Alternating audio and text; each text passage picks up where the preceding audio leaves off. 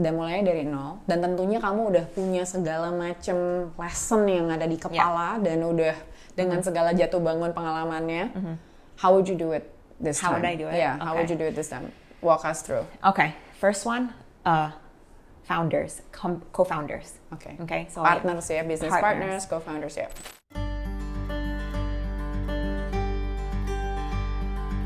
Hai semua, selamat jumpa lagi, selamat datang lagi di Over Coffee. Thank you Pensif udah pinjemin kantor sama ruangan for our podcast today. I have right now a very special friend and guest, Samira Shihab.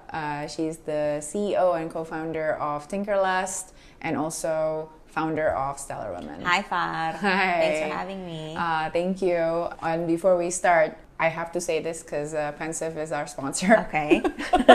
Even though I work for Pensif. Pensif is a AI-driven ops startup based in Jakarta, and we do everything. We build software for government and enterprise. Right now, we're doing this just to get conversations about technology more out there. Right. Okay. So, anyway, okay. Thank you, Pensive. Yeah. Thank you for coming. So, how are you today? I'm good. I'm good. It's Friday. Yeah, that's great. Always happy that it's Friday. Yeah. So kan Samira mungkin kalau banyak yang belum kenal gitu ya, atau mungkin sebagian orang udah kenal. Kamu founded Tinkerlust, which is an e-commerce platform, right? Terus abis itu punya Stellar Women juga, bikin Stellar Women. Yes. And then I think you have other businesses on the side as well, right? I hustle on the side. Yeah. So, perempuan yang sangat sibuk, and obviously you're very successful in what you have done. Bikin Tinkerlust tuh, bikin Tinkerlust dari nol sampai to what it is today, right? Maybe you can explain how did you, or where you are actually right now. Okay, where I am in the journey. Yeah. Okay, so one thing that you didn't mention is I'm actually a mom of two as well. You're a mom of two. I'm a mom of That's two. also a very huge accomplishment. Huge part of my day. So, saya launch Tinkerlust udah 7 tahun. 2015 baru ada idenya. Terus fast forward 7 years, we're here. Kita masih salah satu leader di preloved and luxury marketplace. So, if you guys don't know Tinkerlust, it is the leading platform for buying and selling your luxury goods. 2 tahun setelah launching, kita dapat seed investment. Terus 18 bulan setelah itu, 2020, jadinya right before the pandemic, kita close our Series A round. So dari waktu kita launching sampai situ, kita selalu growth mode. So every single month over month, we're, the trajectory is growing. And then sampai lagi di Pandemi, which is a fashion startup, right? We're super exposed jadinya. Dari growth mode, jadinya ke survival mode. So where am I now? Sekarang kita lagi menikmati endemic ya. Hopefully, we're entering the endemic. So Tinkerlust is picking up, getting more and more busy. Wow. And during those 2 years, jadinya 2 tahun ke belakang ini kita malahan daripada investasi di marketing dan growth, kita investasinya di core technology dan additional revenue channels buat Tinkerlust ini gitu. Jadinya pas bisa antisipasi endemic ini, we can definitely go back to growth mode and go back to scaling the company. Right. Yeah.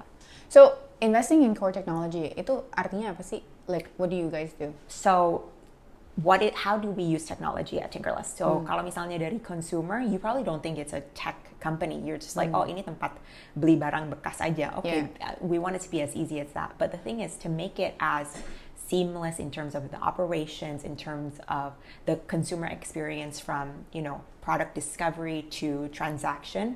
We do invest in a lot of the technology for, optimize search, optimize, like finding the right products for the segment that's coming onto the website. So a lot of understanding the data, historical data, or you can say like AI, or we're not at machine learning, but definitely getting there, right? To understand the consumer better, to personalize the experience for them.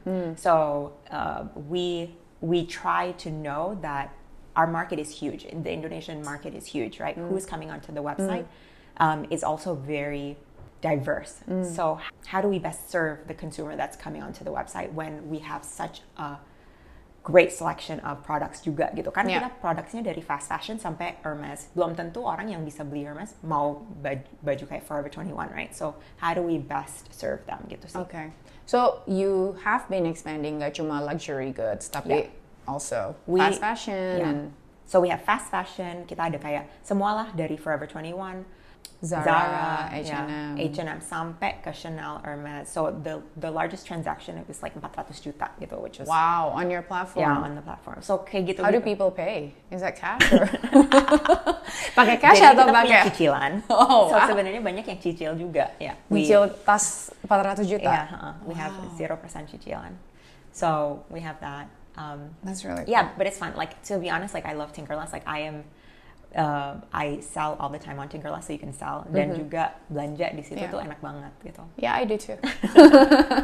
Yeah. So how big is your engineering team? Our engineering team is around 14. 14 orang. 14, yeah. So we build all our products in-house. Tapi we have 5 different products. So we have the operations dashboard, we have the seller dashboard, we have the shop front, we also have the warehousing, and the optimization. So we built all of that in-house. Pertama-pertama kita pakai kayak third party, kayak Magento gitu. Tapi as we scale, pastinya the needs of our company is very specific, right? Yeah. We're not just a traditional e-commerce. So that's when we invested, and we invested around a year actually. Karena our team is small and mighty, right? So we invested a year into building these products. Yeah.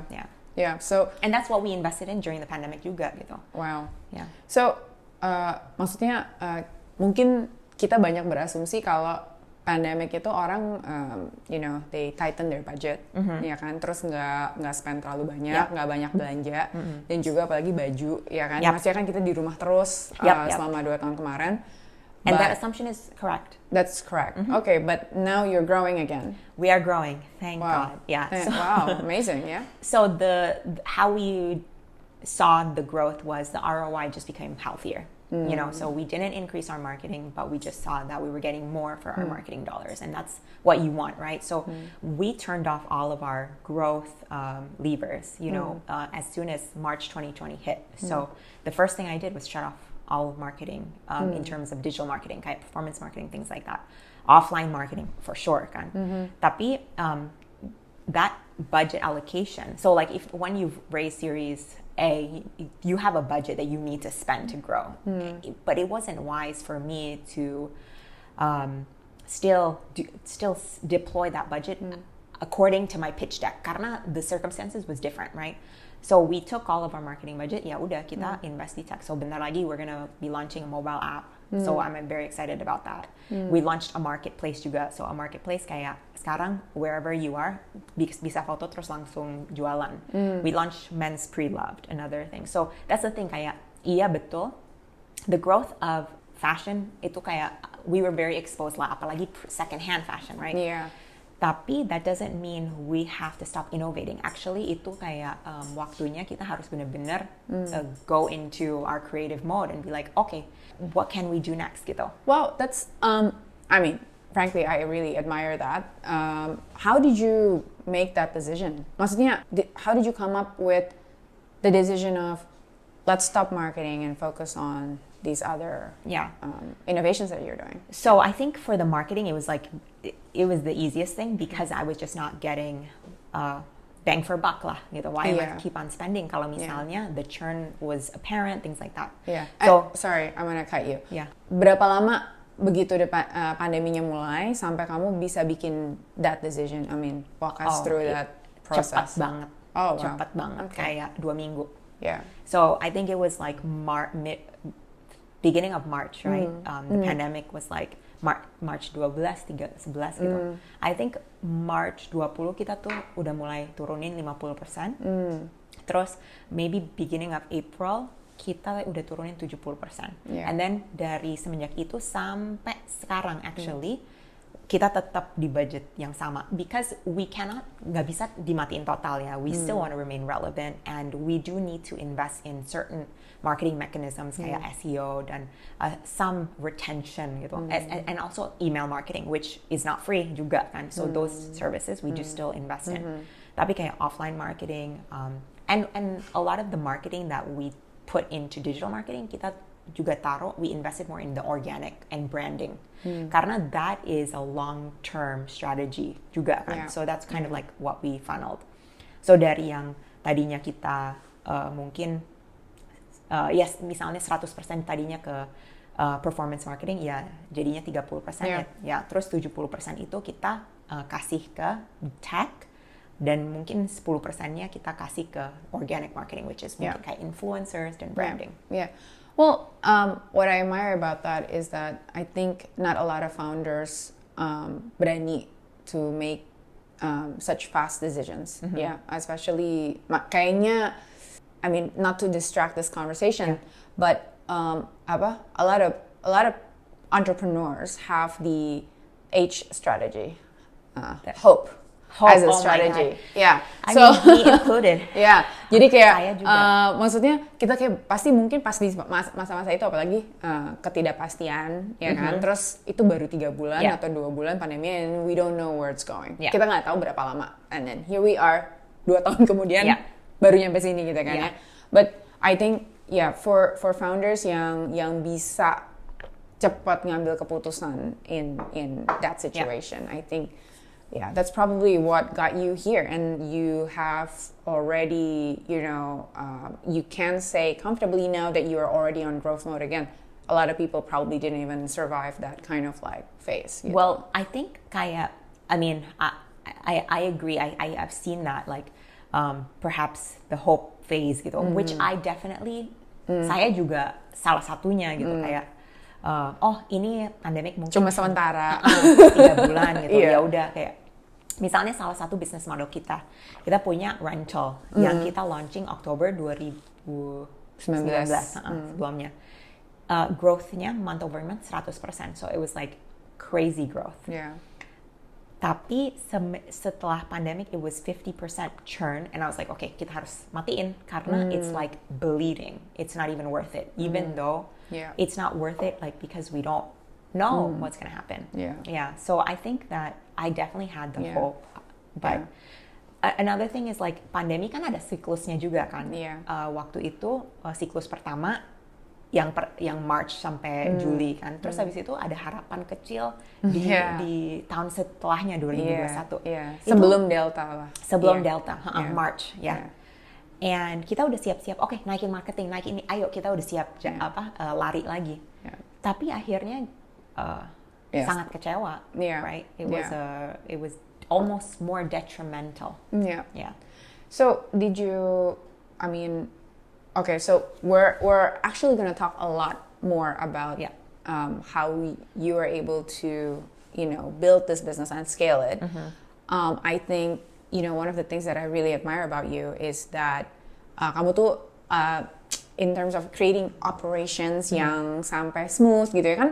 Soalnya to run an e-commerce platform itu kan nggak mudah, right? Maksudnya kamu terima inventory dari luar, and then tunggu ada yang beli, and then you have to ship it out, right? And everything smooth as possible. Belum lagi kamu juga ada operation di mana kamu harus kayak barang-barang yang kamu terima dari punya barang bekas, kamu harus sortir dulu, ini cocok dijual atau enggak, baru dijual lagi. So a lot of operational things gitu. Nah, terus marketingnya juga harus jalan karena at the end it's a consumer operations, right? Now there's a lot gitu loh yang you have to do. There's a lot of moving parts. Maksudnya itu nggak super straightforward gitu, ya kan? Terus there are all these like kalau harus ngelihat segala macam data juga, kayak tadi kamu bilang kayak marketingnya kayak gimana, and then tambah atau kurang, habis itu should we take inventory now atau enggak, kita mana yang kita mau keep, mana yang mau dilempar. I mean that's a lot, right? Where did you even start? Maksudnya how do you do that? I mean kalau misalnya dibandingin hari ini sama 7 tahun yang lalu, sangat beda. Along the way there was a lot of experimentation, trial and error, dan juga kayak a lot of lessons learned. You know? So you're right, like the marketplace ini sebenarnya kalau misalnya a consumer looks, the front end is simple, you either buy or you sell. Tapi in my head there's many verticals, right? Many verticals in how we're getting the supply, where is the demand being where is demand where are consumers finding us juga, like which channels, right? So it's a lot of business intelligence actually to making sense and then translating that into decision making. So I think from the beginning, data is very important for us.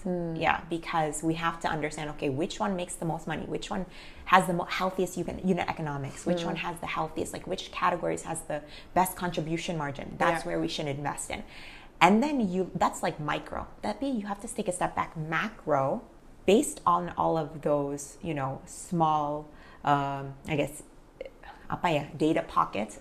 How are you going to lead this business? Where are you going to go towards gitu? Kayak misalnya, I'll give you an example. When we launched Tinkerlust, itu sangat amat lebih ke fast fashion, lebih ke millennials. Tapi kita ngelihatnya, okay, ini bisa banget kayak the mass emang di situ. Karena it's cheaper, transactions are in terms of volume emang gede banget. Tapi where's the profit? The profit is in the luxury. Therefore, kemungkinan besar we don't have to invest in the fast fashion karena itu udah jalan banget. Yeah. So it's like looking at the micro data to then make your operational strategic movements gitu. Yeah, and then that then translates to your tactical day to day. Right. What are some of the things yang kamu sekarang udah sadar gitu ya? Tapi waktu awal-awal itu kayak untuk bisa menyadari hal-hal ini tuh it takes a lot of time, terus kayak painful lessons-nya. What are those things? Yang sekarang sih kayak kelihatannya udah kenapa kita nggak tahu ya ini sebelumnya gitu? Ada nggak yang hal-hal yang kayak gitu? Mungkin ini kayak in terms of hiring sih kayak okay. So it's like not operations, tapi it is operations because they are hiring the right people. Putting the right people where they're supposed to be. Karena as a startup, it's very dynamic, right? Day 1 and day 60 akan sangat beda if you're doing the right things. So waktu kita pertama-pertama hiring, kita tuh selalu hiring kebutuhan hari ini. Tapi kita nggak terlalu mikirin kebutuhan 3 bulan atau 6 bulan. Jadinya seringkali these individuals cannot grow with the company. And so sebenarnya tahun pertama sampai tahun ketiga kita tuh retentionnya tuh low banget karena nggak cocok aja, kayak so many growing pains. Banyak orang yang keluar. Kok dia tuh pertama-pertama bagus banget tapi sekarang tuh nggak oke ya. Kok dia nggak bisa perform gitu. Tapi ekspektasi kita emang mungkin lebih gede juga kan. So I think that's one of the key. Sekarang tuh kita malahan nggak kalau misalnya cari orang, kita nggak hiring for today, we hire for tomorrow. What do we need? What kind of leader do we need? I think that's a very good insight, very good takeaway. Yeah. Tapi susah juga kan, karena you need the kind of person today juga to kamu perlu kayak misalnya kalau lagi luka ya perlu taruh band-aid, taruh plaster dulu lah gitu, kasih betadine dulu gitu kan. Now that's why it's important for them to buy into your vision. Kayak gini, kayak okay, this is where we're gonna go, but we need your help to help us get there gitu. So yeah, I think that's one of the crucial things, and don't hesitate to invest in people. Sebenarnya that's one of the things. Kayak dulu tuh saya tuh kayak why do I have to spend so much when I can do it myself? Or capek ya itu ya. When I can do it myself, or kan. Tapi jadinya jangan ngelihatnya kayak gitu. You need to hire someone better than you to free up your time so that you can be more effective. Gitu.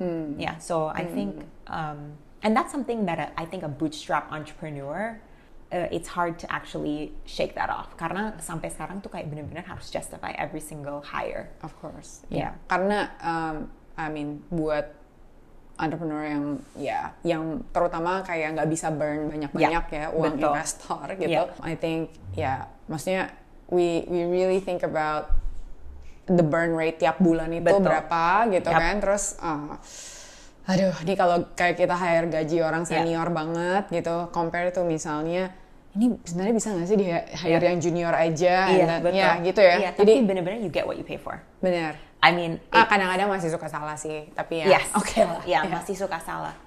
But I think hiring, that's like one big lesson that I learned. Another thing is like things don't happen overnight. Emang benar-benar butuh waktu gitu. Unless you have like a huge treasure of money that you can actually like. Yeah. Tapi money doesn't solve all problems. Emang kalau misalnya you want to build a strong company with a good foundation, emang butuh waktu gitu. Iya, yeah. I mean, kita udah ya kalau even baca berita-berita tentang startup yang dapat funding besar-besar juga banyak yang nggak sukses juga kan, banyak yang gagal. Jadi emang nggak menjadi jaminan. And it does take a long time and a huge amount of time and effort untuk bisa building those foundations. Definitely. Right? Yeah. Nah kalau misalnya, I mean, just curious gitu ya. Kalau misalnya kamu harus bikin, not that you are starting another business, karena kayaknya you never know. Yeah, we never know. Tapi kalau aku sih personally capek ya kalau mesti mulai lagi dari nol. Lagi itu sesuatu yang. Tapi the thing is like Far, sebenarnya we'll never start from zero karena I feel like us as founders are an asset juga gitu. So we already add value to whatever idea that we have. Sure. You know what I mean? Iya, udah nggak mulai dari nol lah. Nggak. Tapi kan kalau kamu di posisi kamu sekarang, how many businesses have you started? Udah berapa? Coba hitung Mungkin dulu. kayak 5, 6? No. Maybe 4 sih. 4 bisnis ya. So if you're gonna start a 5th business, right? Atau a 5th startup, dan mulainya dari nol, dan tentunya kamu udah punya segala macam lesson yang ada di kepala dan udah dengan segala jatuh bangun pengalamannya.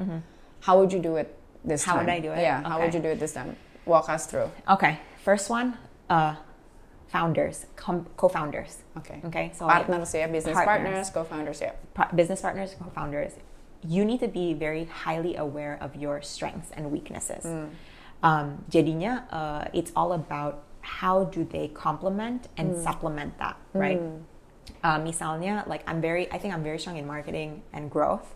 So I would want someone who is very strong in operations and product and technology. So that can be 2 people, right? 2 different people. So I wouldn't say those are my weaknesses, tapi I would rather concentrate and focus on marketing and growth. That's my first. So partners, co-founders are key. The second one is funding. I don't think I'm gonna move much before I get funding. Because I think that with certain gimana ya, I'm a serial entrepreneur. Jadinya kan udah ada track record. Yeah. So I do have the confidence that I can execute. Therefore, I have my case studies in which I could probably fundraise pre-product. So that's the second one, funding. And the third one is apa ya? Itu 2. The third one is industry. You have to do a lot of research to know if the product that you're going to bring to market actually is the right time for that. Gitu. Yeah. Karena kalau misalnya lihat Tinkerlust ya, kayaknya kalau misalnya saya nge-launch Tinkerlust 1 atau 2 tahun yang lalu, mungkin I could be at the same stage daripada nge-launch 7 tahun yang lalu. Kenapa? Karena 7 tahun yang lalu mungkin the market is not ready karena belum ada global comparables yang udah di market, meaning public market. So sekarang kalau misalnya dibandingin 7 tahun yang lalu, Tinkerlust tuh udah ada global comparables that have done well in the public market. So global comparables mean ada company yang mirip seperti Tinkerlust yang bisa dibandingkan sebagai benchmark gitu ya. Jadi orang udah lebih familiar, investor lebih familiar. Exactly. 7 tahun yang lalu nggak ada sama sekali, right? So those are the 3. The first one is co-founders. The second one is give me the money. And the third basically one is, kamu nggak bakal mau gerak kalau misalnya capitalnya itu nggak ada gitu ya. Karena itu salah satu validation juga sih. Ini ketiga itu validation for you to like start investing and focusing your time on that. You know, karena kalau misalnya kita bootstrap lagi, what are we gonna do? You put in 20K, I put in 20K, and then we make a so-so product that we show to investors, and then akhirnya nggak terlalu. Okay. So. Okay. But do you agree with me on that, or did I? If I would add I think if I would add, it's also on the industry part. Bukan hanya produknya itu bisa match atau enggak, atau are you in the right time atau enggak, but also sebesar apa marketnya. Karena kalau marketnya tuh emang dari sananya itu udah besar, no matter what you do, misalnya salah-salah kan nggak bakal sempurna juga, ya kan? Jadi nggak mungkin produk kita tuh benar-benar dari awal udah yang kayak paling bisa mengcapture semua yang dipengen sama customer kita gitu. I think it's important to have a huge market. Jadi mau kita pivot dikit, mau salah-salah dikit, kejebur dikit, masih ada gitu loh. Dan the potential has to be there gitu. Dan kalau I think you know, it's just much easier kalau market itu besar. Jadi jangan pilih yang terlalu niche banget gitu. I totally agree with you. Actually, that's a really great point. Karena kalau misalnya lihat di Indonesia, right? If you win Indonesia, you win Southeast Asia. That's one thing, right? Tapi kalau misalnya lihat di market kita, there's a lot of industries yang masih blue ocean banget. So there's no winner, but also even if there's 2 or 3 winners, yang misalnya yang pertama tuh grab 70%, yang kedua 30, and the other, you know, the rest, they're still all gonna be winners karena marketnya segede itu juga. Right? I think it's really hard to compete in a small market. And you know, I read something this morning. It's like there are many games in the world. Permainan-permainan di dunia tuh banyak gitu. Ada yang kayak permainan yang kamu kayak cuma punya kesempatan sekali, and then you have to get a perfect score. Ada juga yang kayak permainan yang kayak you can shoot 100 points, and at some point you will win something. So it's also about picking the right game. It is picking the right game. Jadi kayak jangan pilih tuh yang susahnya setengah mati. Gitu loh.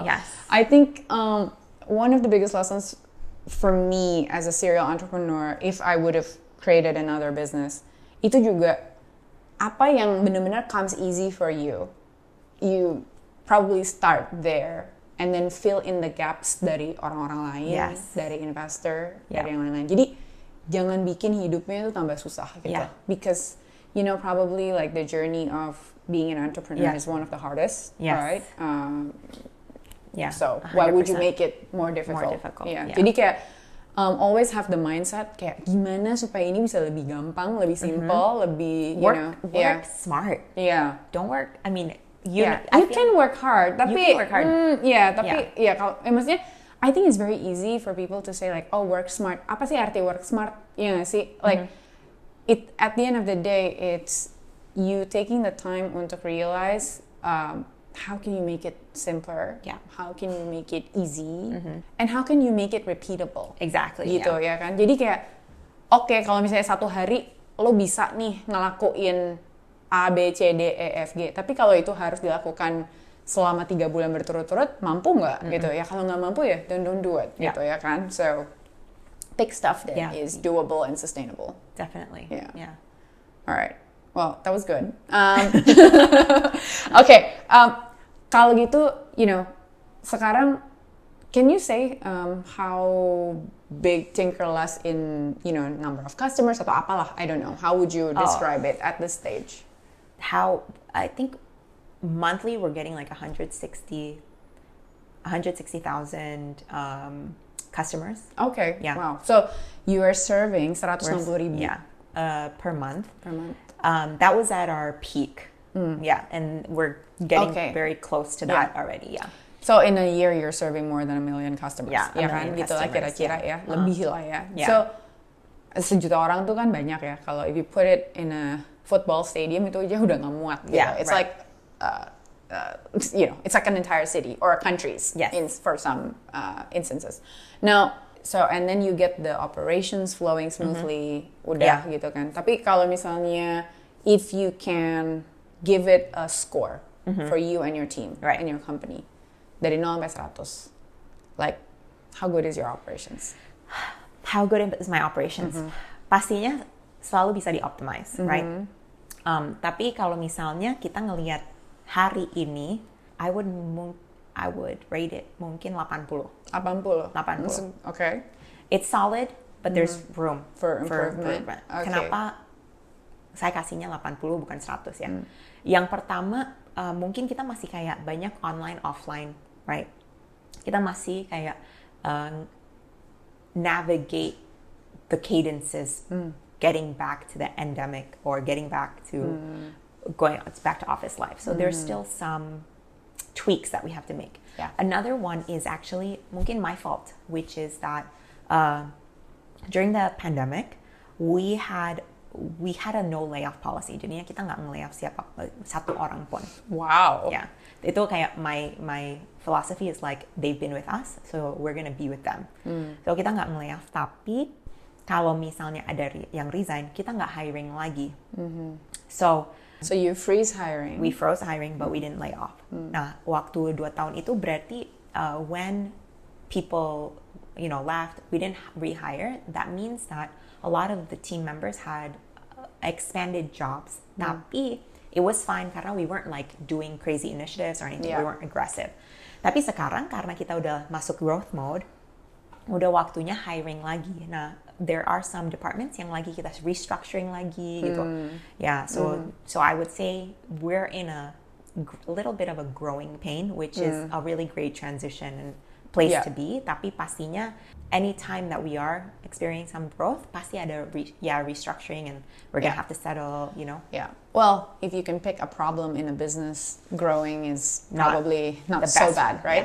Yes. It's a lebih mending growing dan punya problem daripada nggak ada yang beli atau there's no growth, right? Yes, there's no demand. I think the most tough one is no demand. Yes, exactly. I mean, kalau misalnya saya tuh ngelihat hubungan antara founder sama company itu is like a love affair almost. You know what I mean? It's Really? Okay, maybe it can be a love affair or like sama anak. Gitu deh, maybe that's better. No. Because I think with kids you have to unconditionally love them. Exactly. Ya kan? Kalau sama company, kalau misalnya the company is not performing well, you have to cut. That's true. Yeah. That's true. Gimana? Nggak mungkin kan sama kayak gitu sama anak? Nggak mungkin, iya. Makanya balik lagi ke love affair. Kalau misalnya kita lagi growth mode, itu kita lagi smitten banget gitu, kayak lagi sayang banget, lagi kayak passionate banget gitu. Our creative juices are flowing. Kita tuh kayak cannot get enough of the work, Yeah. Tapi kalau misalnya ya kayak kemarin tuh kayak pandemic, kita tuh lagi dry spell, and like in any marriage or any relationship, there are dry spells, right? There are like times where it gets rough, and you never know when it's gonna end, right? And that's the thing, like you just have to have faith. Kita harus ada kepercayaan bahwa ada titik terakhirnya gitu. And knowing when to stop and knowing when to call it quits, right? Like in any relationship, if it's abusive, then probably you have to stop. Exactly. Ya kan? Jadi kayak, well, if it's taking all of your money, kalau kamu sampai harus kayak jual rumah untuk bayarin bisnis, like that's tapi probably. Gini, kita harus ngelihat nih, kita harus isolate our own company juga dan ngelihat macro dan like what's the environment situation. Nah, waktu kemarin-kemarin tuh I think I was guilty of like thinking it was only me going through this. Like, ini cuma company kita nih yang going through this. Berarti like it translates to we're doing something wrong. Tapi sebenarnya now I have time to breathe, I'm like, gila sih, ini semua orang, semua company yang emang lagi suffering gitu. Yeah. Do you think, sorry ya, ini tangent. Tangent, it's okay. Digression. Digress. You feel like, we're doing something wrong. I'm doing something wrong as a CEO. Yeah.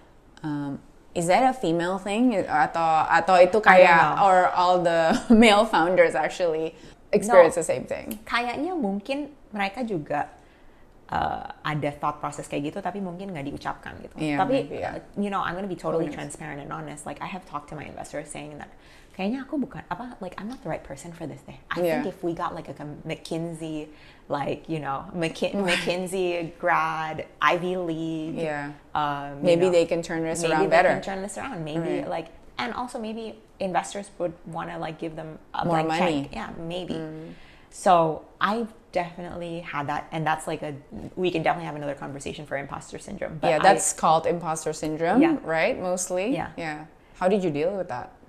I think I deal with it every day. So that's why I think I work quite hard, because if I'm not confident, I think about, I'm very aware of what am I not confident about, and let me learn, let me talk to someone so that it can be pacified through my learnings or through my like hard work gitu. Tapi itu unhealthy sih sebenarnya. Well, but you have to realize yang mengalami imposter syndrome itu, I think there's so many people, right? I think most entrepreneurs experience imposter syndrome and I think part of it juga yang membuat kita mungkin itu jadi entrepreneur. Mungkin, right? Why? Because if you feel like you're always, not as good, usually these entrepreneurs will turn it into a learning opportunity, just like what you said, ya kan? Jadi kayak mau belajar lagi, ini lagi, usaha lagi.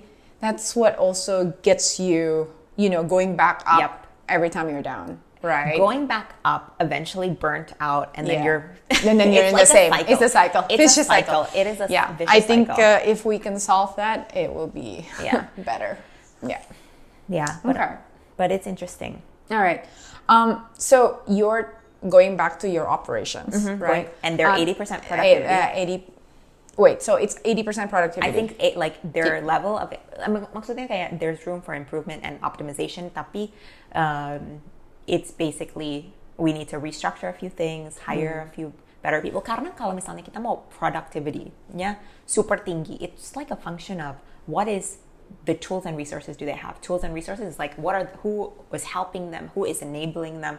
That right now we don't have that karena we didn't hire in the past few months gitu-gitu. So we need to plug that in.